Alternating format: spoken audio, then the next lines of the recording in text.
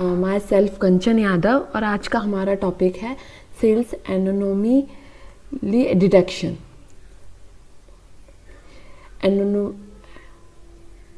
Anomaly detection क्या होता है, कैसे हम सेल्स के का फाइंड करेंगे, डिटेक्ट करेंगे, वो चीज़ हम आज देखेंगे LSTM के through, long short term memory, जो कि एक पाइटॉर्च की लाइब्रेरी है, उसके थ्रू हम ये चीज़ देखेंगे।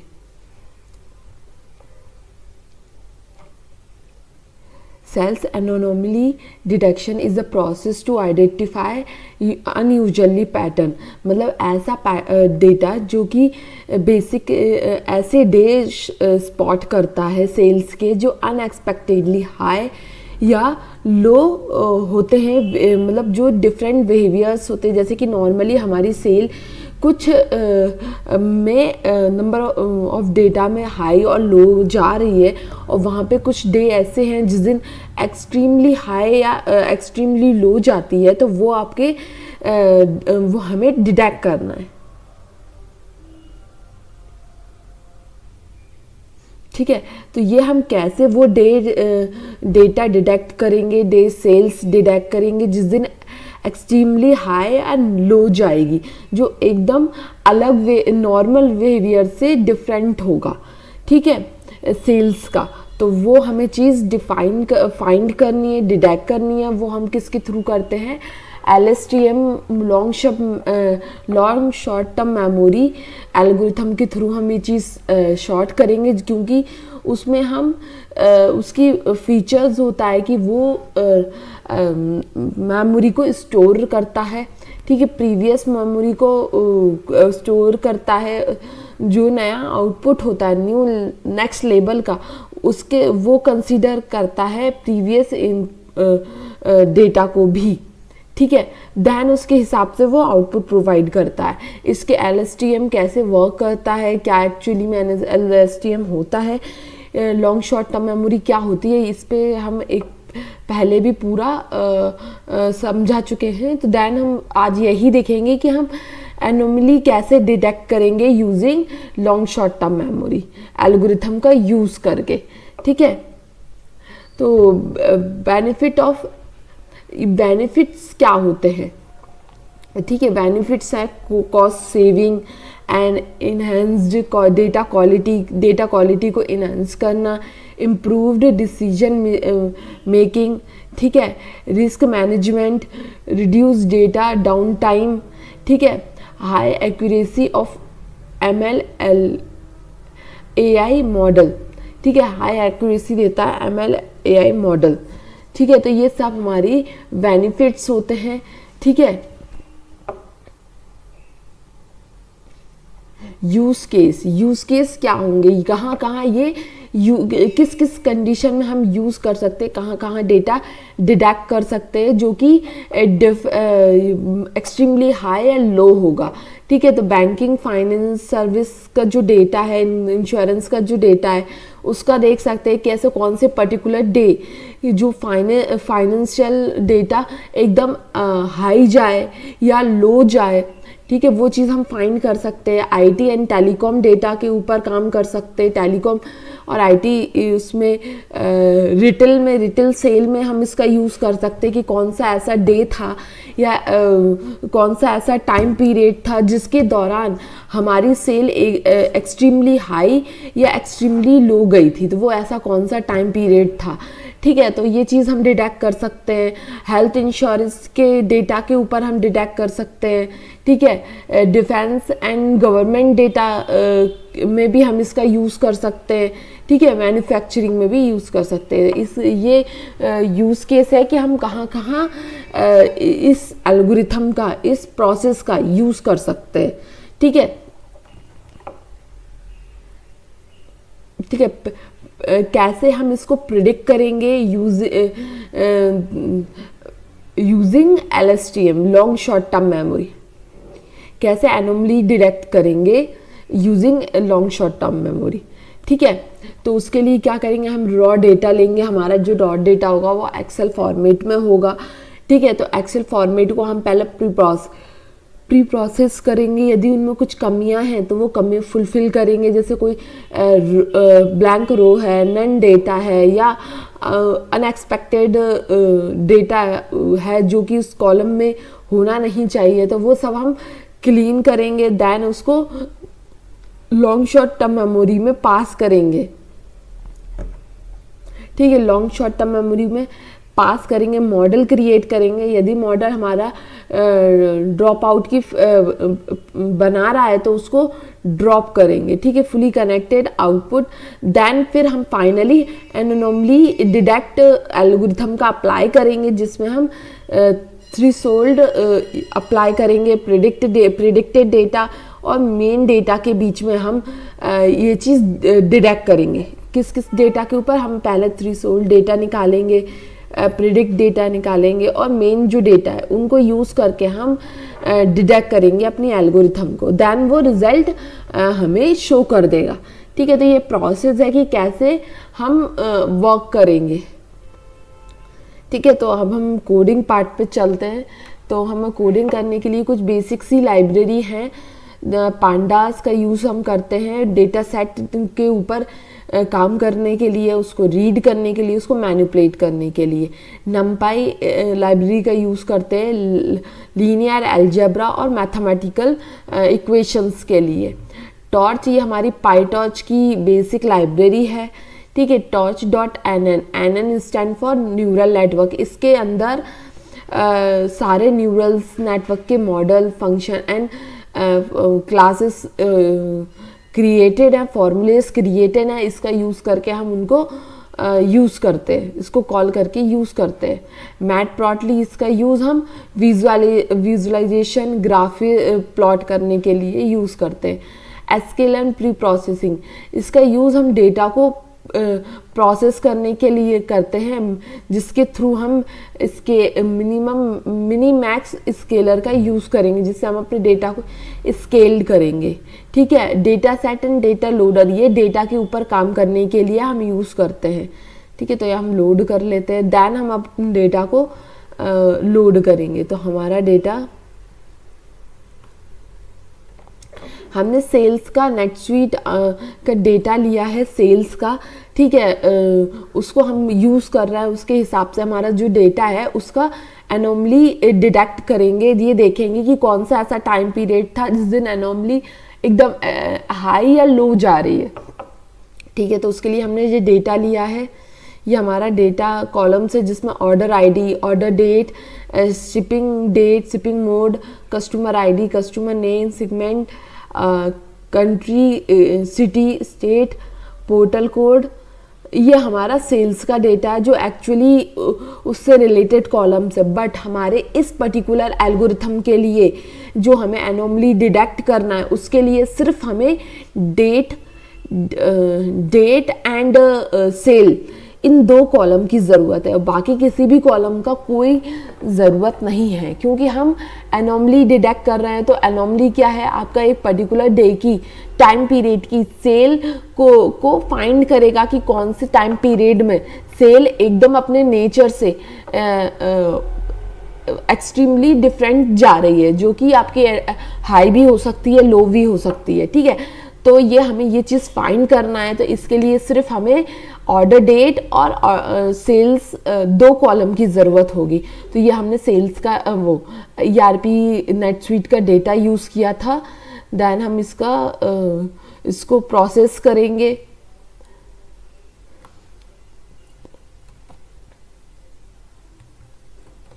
जिसके लिए हमने ये डेट टाइम ऑर्डर डेट, ये ऑर्डर डेट जो कॉलम था उसका हम यदि अपने इक्वेशन को नहीं बताएंगे कि ये डेट टाइम है, तो वो इसको एज अ स्ट्रिंग लेगा। तो यहाँ पे हमने ये बताया कि ये PD पांडास का डेटा फ्रेम में टू डेट नाम का एक्सटेंशन फॉर्मेट आपका इस डेट ऑर्डर में है, डेट टाइम फॉर्मेट। ठीक है, फिर हम इसको शॉर्ट करेंगे डेट टाइम के डेट के अकॉर्डिंग, देन उसको सेल्स लेंगे। ठीक है, तो ये हमने देखिए डेट ऑर्डर डेट को चेंज कर लिया है। पहले जो स्लैश के फॉर्मेट में आ रहा था उसको डैश के फॉर्मेट में, डेट फॉर्मेट में हमने उसको ले लिया है।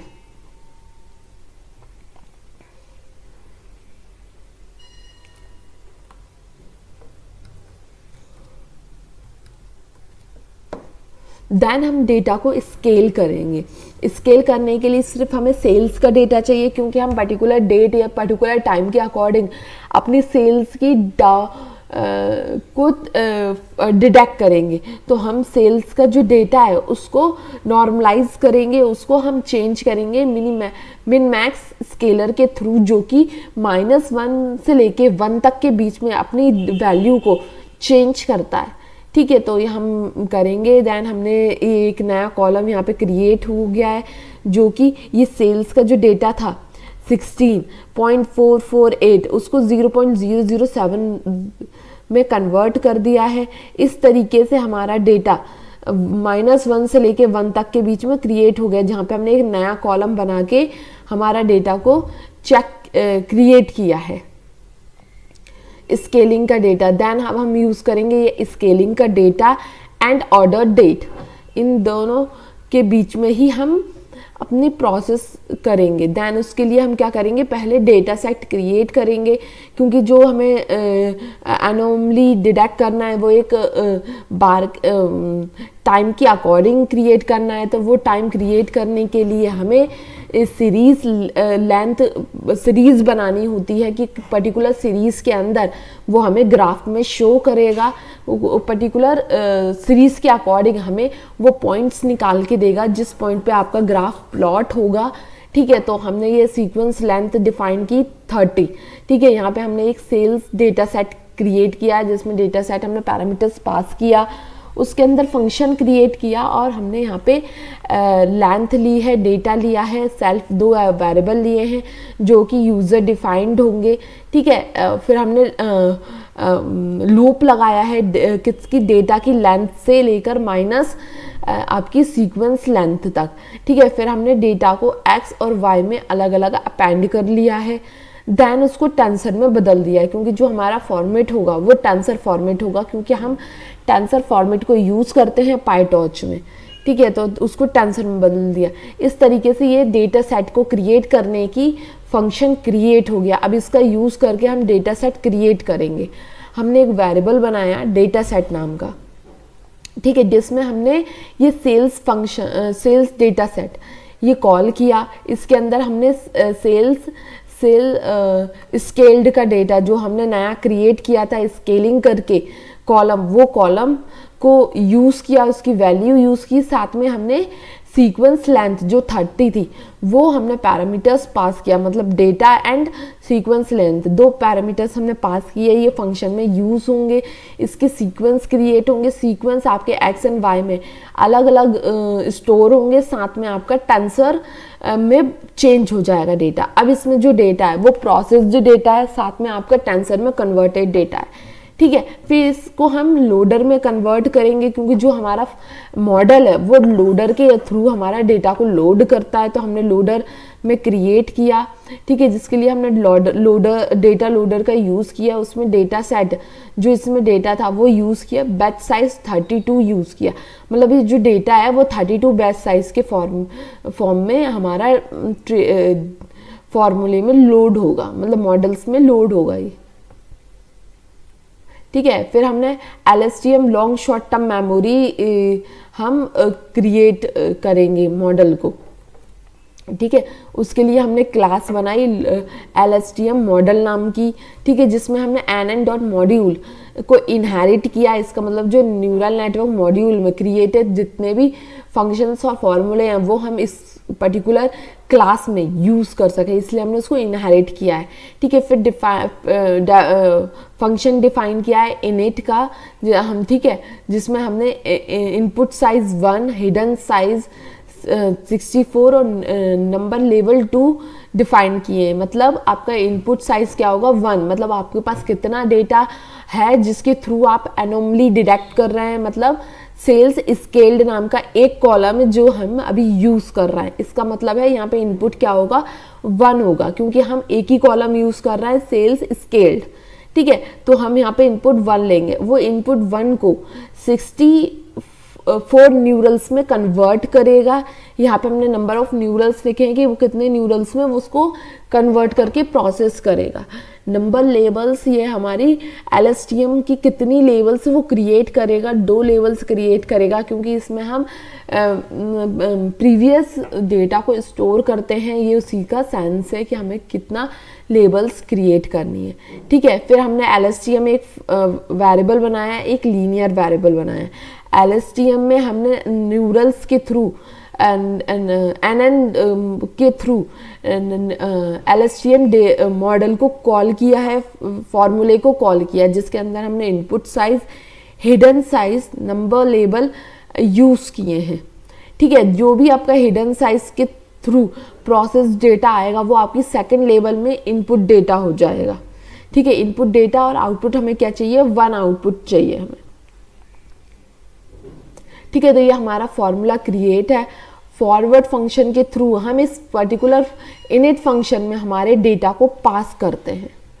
ठीक है, इस इनिट फंक्शन में हम डेटा को पास करते हैं। ठीक है, फिर हमने क्या किया, इस मॉडल को क्रिएट किया और उसमें मॉडल नाम के वेरिएबल में LSTM मॉडल को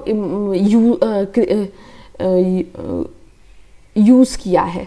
ठीक है, फिर देन एक नए वेरिएबल में हमने मीन स्क्वायर एरर को कॉल किया है, जिसके थ्रू हम मॉडल के थ्रू आए हुए प्रेडिक्टेड वैल्यू और एक्चुअल वैल्यू के बीच का फर्क निकाल सके। ठीक है, उनके बीच के लॉसेस निकाल सके, कितना फर्क उनके बीच में आ रहा है। ऑप्टिमाइजेशन वेरिएबल में हमने torch.optim.addom यूज किया है, जिसकी हेल्प से हम जो लॉसेस निकलेंगे मीन स्क्वायर एरर से, उन लॉसेस को कम करेंगे। ठीक है, जिससे हमारे मॉडल की एक्यूरेसी बढ़े। देन अब हमने मॉडल को क्रिएट कर लिया, हमने लॉस को क्रिएट कर लिया, हमने ऑप्टिमाइजेशन को क्रिएट कर लिया। अब हम इन सब का यूज़ किस में करेंगे, ट्रेनिंग पार्ट में करेंगे, जहाँ पे हम अपने डेटा को ट्रेन करते हैं। तो हम ये डेटा को ट्रेन कर रहे हैं।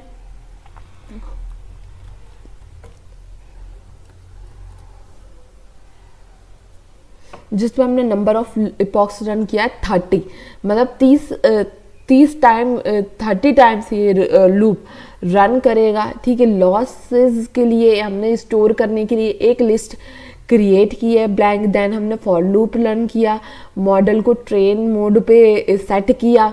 ठीक है, इपॉक्स लॉस हमने 0 डिफाइन किया, क्योंकि हम इसको यहाँ पे यूज़ करके प्रिंट करेंगे लॉस कितना आ रहा है। फिर हमने फॉर लूप लगाया किसमें, डेटा लोडर में। डेटा लोडर में फॉर लूप लगा के x और y की वैल्यू को अलग अलग किया है। ठीक है, x की वैल्यू को और y की वैल्यू को अलग अलग किया है। देन एक आउटपुट नाम का वेरिएबल क्रिएट किया है, जिसमें हम मॉडल जो कि LSTM मॉडल है उसका यूज़ करके x डेटा को पास कर रहा है उस मॉडल में। जो भी अब इस मॉडल की प्रोसेस के थ्रू जो प्रेडिक्टेड वैल्यू आएंगी वो किस में आएंगी, आउटपुट वेरिएबल में आएंगी। ठीक है, लॉस निकालने के लिए हमने इस वेरिएबल को यूज़ किया, जिसमें हमने मीन स्क्वायर लॉस को डिफाइन किया था। ठीक है, उसमें हमने प्रेडिक्टेड वैल्यू जो कि मॉडल के थ्रू हमारी क्रिएट हुई हैं और एक्चुअल वाई बैच, इन दोनों को कंपेयर कराएंगे। ठीक है, इन दोनों को कंपेयर करा के जो भी लॉस हमारे निकलेंगे, फर्क निकलेंगे, वो लॉस हमारी ऑप्टिमाइजेशन को हम 0 ग्रिड पे सेट करेंगे। मतलब हमारा जितनी टाइम ये लूप रन करे उतनी टाइम हमारा ऑप्टिमाइजेशन फ्रेश स्टार्ट हो। लॉस बैकवर्ड, इसका मतलब है यदि लॉस हमारे फाइंड हो रहा है तो हमारी प्रोसेस बैक प्रोपोगेशन में जाएगी और हमारे इस ऑप्टिमाइजेशन डॉट स्टेप की हेल्प से पैरामीटर्स को चेंज करेगी, रैंडमली जनरेटेड पैरामीटर्स जिनके थ्रू हमारी एक्यूरेसी में फ़र्क आ सकता है। ठीक है, तो इसका लूप का यही काम होता है कि हम number of times loop run करें, जिसके थ्रू हम अपने मॉडल की एक्यूरेसी को सुधार सके। ठीक है, एवरेज लॉस निकाला हमने यहाँ पे, जिसमें हमने इपॉक्स लॉस का upon length of data loader कि हमने एवरेज लॉस निकाला। एवरेज लॉस के साथ हमने लॉस अपेंड कर दिया डेटा को। तो ये इसमें हमारा अपेंड हो गया और हमने उसको प्रिंट किया, नंबर ऑफ इपॉक्स पे कितना लॉस आ रहा है। ठीक है, फर्स्ट पे हमारा कितना आ रहा था, फर्स्ट लूप पे आ रहा था 0.0009, जो कि ऑलमोस्ट कोई लॉस नहीं था, फिर भी हमने उसको लूप को रन किया, क्योंकि हो सकता है कि हमारा लॉस होता तो उसको हम कैसे प्रोसेस करते।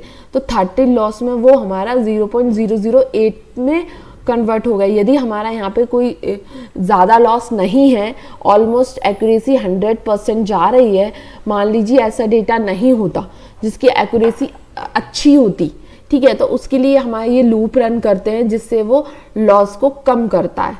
ठीक है,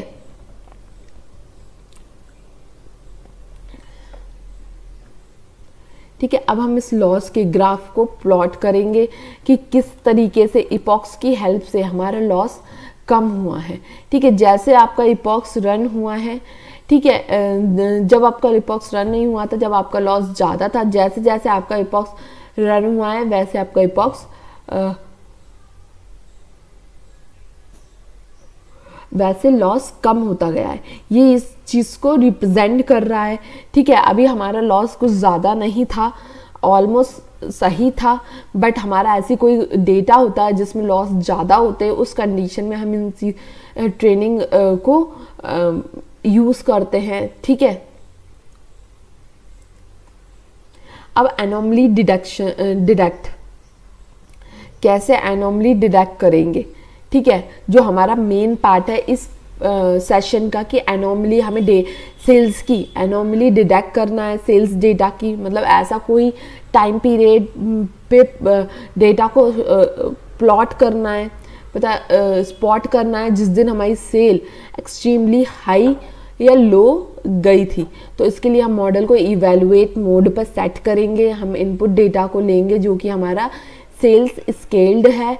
ठीक है, उसको टेंसर में बदला और हमने फॉर लूप रन किया input dot length sequence length में, और हमने नए सीक्वेंस क्रिएट किए जो सीक्वेंस हमारे प्लॉट होंगे।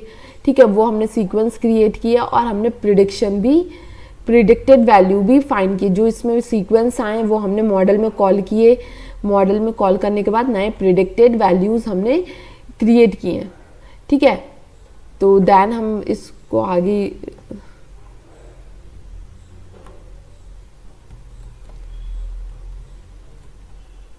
ठीक है, जो प्रिडिक्टेड सेल्स हमने क्रिएट किया जिसके थ्रू हमने स्केल किया डेटा को, किसको, प्रिडिक्टेड वैल्यू को हमने स्केल्ड किया जो कि -1 और 1 के बीच में वो चेंज कर देता है। एक्चुअल सेल हमने यूज़ की है, तो हम इसमें पहले प्रिडिक्टेड वैल्यू देखेंगे। प्रिडिक्टेड वैल्यू आपकी क्या आ रही है,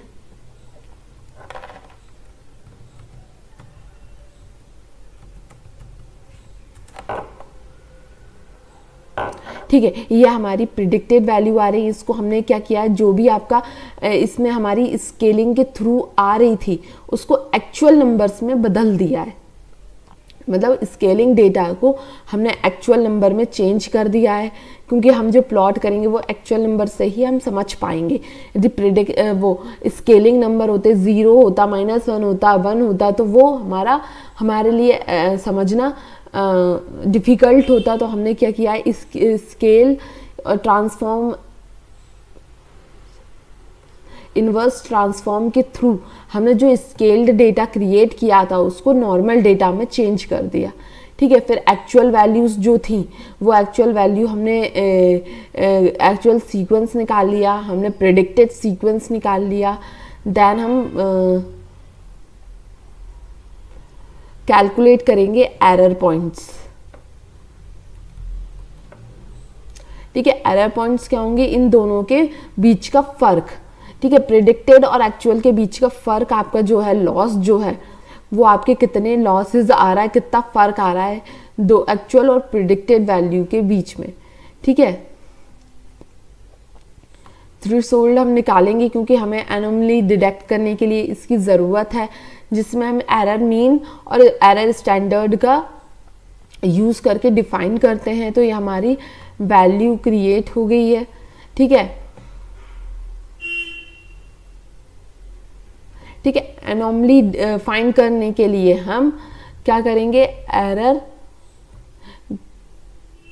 ठीक है, जहाँ पे एरर ग्रेटर देन होगा थ्रेशोल्ड के, वो आपकी एनोमली पॉइंट्स होंगे। तो ये इस तरीके से आपका फॉल्स ट्रू के फॉल्स में हमें डेटा आ गया है, क्योंकि हम उसी के हिसाब से हमारे प्लॉटिंग करेंगे। ठीक है, तो हम ये प्लॉटिंग करेंगे। अब हमारा डेटा क्रिएट है, हमें नॉर्मली इस क्रिएट हो गए कि कौन से पॉइंट्स पे ट्रू आ रहा है, वो पॉइंट्स आपके एनॉमली पॉइंट्स होंगे, मतलब जो हाई पॉइंट्स होंगे वो।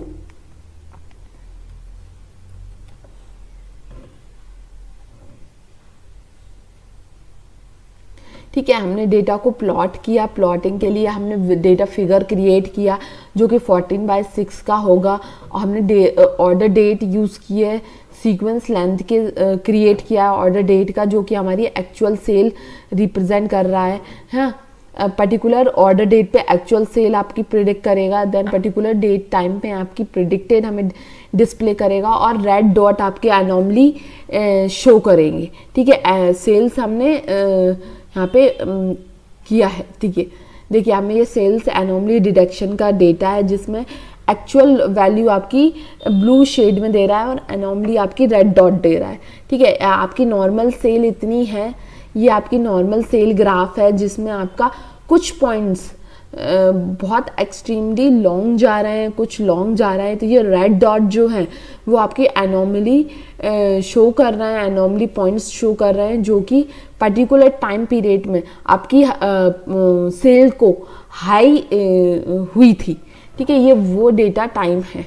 ठीक है, इसमें कोई भी डेटा ऐसा नहीं है जो लो गया हो, अदरवाइज वो लो को भी एनॉमली डिफाइन करता। ठीक है, इस जो डेटा हमने यूज़ किया था वो नेटस्वीट का डेटा था। ठीक है, तो उसके अकॉर्डिंग नेटस्वीट सेल्स के डेटा के को यूज़ करके, सेल्स का डेटा हमने यूज़ करके एनॉमली पॉइंट्स क्रिएट किए, डिटेक्ट किए, जिसके थ्रू हम ये फाइंड कर सकते हैं ऐसा कौन सा टाइम पीरियड है, कौन सी डेट है जिस दिन आपका सेल एक्सट्रीमली हाई हुई थी या लो गई थी, जिसके थ्रू हम अपनी आगे सेल्स में इम्प्रूव यूज़ कर सकते हैं, जिसका हम बेनिफिट हमारे कॉस्ट रेवेन्यू में या फिर आगे की सेल में हो सकता है। तो ये हम इस तरीके से हम एनोमली डिटेक्ट करते हैं, जिसके लिए हमने long short term memory algorithm का यूज़ किया था, जो कि रिकरेंट न्यूरल नेटवर्क का पार्ट है। ठीक है, ठीक है, तो इसी तरह हम सेल्स एनोमली फाइंड करते हैं। ठीक है, तो थैंक यू फॉर टुडे।